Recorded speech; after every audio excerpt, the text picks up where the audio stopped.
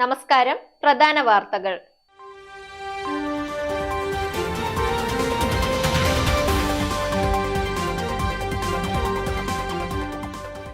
ശിവഗിരി മഠത്തിൽ പലസ്തീൻ പരാമർശിച്ച് മുഖ്യമന്ത്രി. പുതുവത്സരാഘോഷം തിരുവനന്തപുരത്ത് പരിശോധനകൾ കടുപ്പിക്കുമെന്ന് കമ്മീഷണർ. ലോക ക്രിക്കറ്റിലെ ഭാവി സൂപ്പർ താരങ്ങളെ പ്രവചിച്ച് നാസർ ഹുസൈൻ. വാർത്തകൾ വിശദമായി.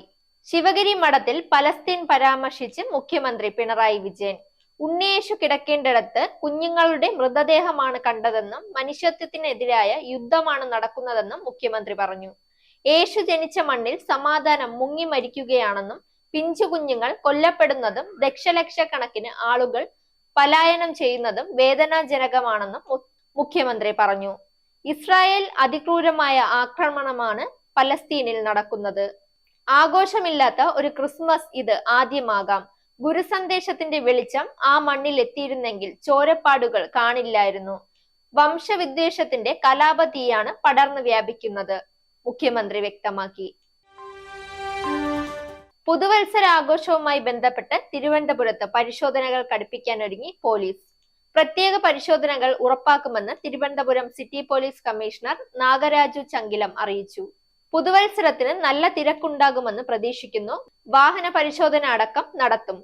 മാനവീയത്തിൽ ബാരിക്കേഡുകൾ സ്ഥാപിക്കും. DJ പാർട്ടികൾ നിബന്ധനകളോടെ നടത്തണം. പാർട്ടിക്ക് എത്തുന്നവരുടെ പേര് വിവരങ്ങൾ സൂക്ഷിക്കണം. CCTV ദൃശ്യങ്ങൾ ലഭ്യമാണെന്ന് ഉറപ്പുവരുത്തണം. ലഹരി വസ്തുക്കളുടെ ഉപയോഗം ഉണ്ടായാൽ ഉടൻ പോലീസിൽ അറിയിക്കണം. കുട്ടികൾ എത്തുന്ന സ്ഥലങ്ങളിൽ മദ്യം അനുവദിക്കരുത്. ഇത് നോട്ടീസ് രൂപത്തിൽ എല്ലാ ഹോട്ടലുകളിലും നൽകണമെന്നും അദ്ദേഹം അറിയിച്ചു. ഇനി കായിക വാർത്ത. ലോക ക്രിക്കറ്റിലെ ഭാവി സൂപ്പർ താരങ്ങളെ പ്രവചിച്ച് ഇംഗ്ലണ്ട് മുൻ നായകൻ നാസർ ഹുസൈൻ. ഇന്ത്യയുടെ യുവതാരം ശുഭ്മാൻ ഗില്ലും ന്യൂസിലൻഡിന്റെ യുവ ഓൾറൗണ്ടർ രജിൻ രവീന്ദ്രനുമാകും ഭാവിയിൽ ക്രിക്കറ്റിനെ ഭരിക്കുകയെന്ന് അദ്ദേഹം പറഞ്ഞു. വാർത്തകൾ അവസാനിക്കുന്നു. നേരിന്റെ വാർത്തകൾ നിങ്ങളുടെ വിരൽത്തുമ്പിലെത്താനായി സാക് ന്യൂസ് ചാനൽ സബ്സ്ക്രൈബ് ചെയ്തും ഷെയർ ചെയ്തും ഒരു ശരിയായ മാധ്യമ നിലപാടിനൊപ്പം നിൽക്കാൻ ഞങ്ങൾ നിങ്ങളെ ക്ഷണിക്കുന്നു.